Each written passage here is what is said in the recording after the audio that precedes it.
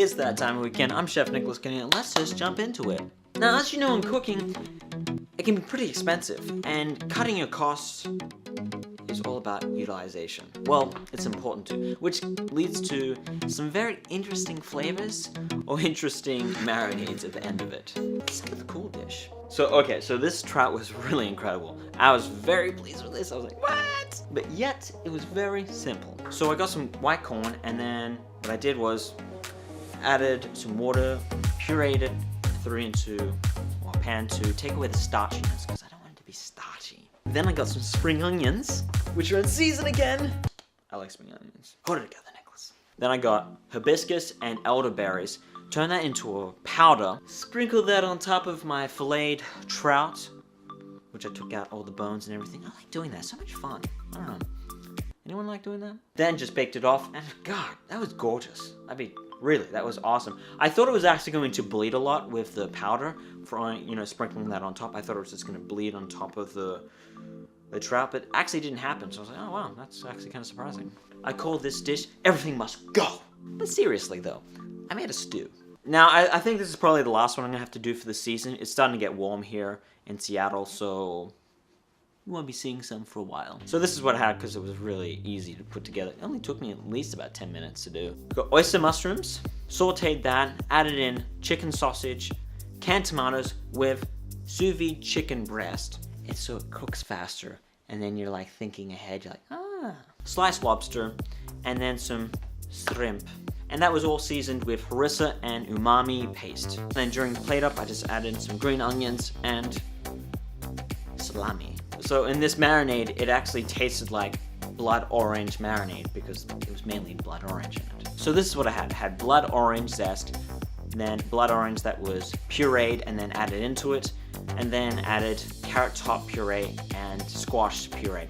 You really couldn't taste any of that, which is good. It was just to bulk it up and utilize your ingredients, which will cut your cost. Then the chicken was marinated and then added in to a pan and then baked off.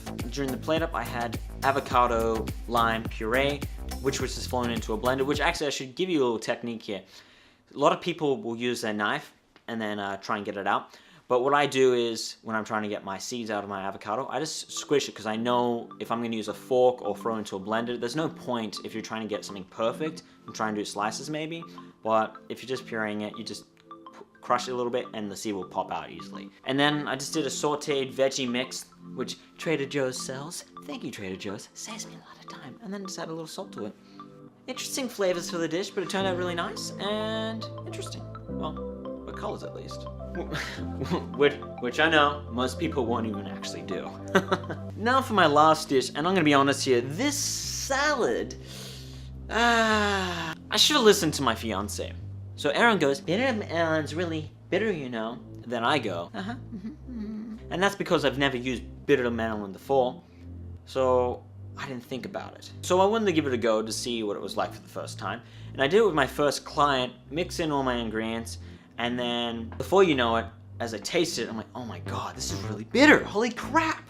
And mind you, I threw in melon juice and then cherry vinegar and some olive oil and salt, and that would balance it out, you would think, because that's what, stuff that's bitter. But in the name itself, which should just, tell you right then that it's actually super bitter. So honestly, I was not too happy about this salad dish. If I did this differently in the future, what I would do is I actually would just pickle the bitter melon beforehand and take away that bitterness. Because if you have it just straight on, it's just not good at all. So my question to you guys, what would you do to bitter lemon?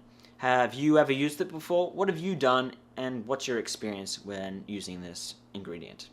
I'd like to hear what you guys have to say down in the comments below. Alright, I'm Chef Nicolas Ganea, and I want to give you guys a heads up that I will not be posting next week, and that's because it's the end of the first quarter, and I want to evaluate what I've done right, what I've done wrong. And if you guys have any feedback, please don't hesitate to let me know down in the comments. I take feedback very well. That's what my clients tell me and tell other people, and that's why word of mouth spreads for me. And I hope that's the same for you guys, that you'll feel comfortable to tell me this stuff, because honestly, you can't hurt my feelings, you can't upset me with this stuff, because I want to grow, and I always continue to grow, and it's very important to take a step back and see what you're doing right.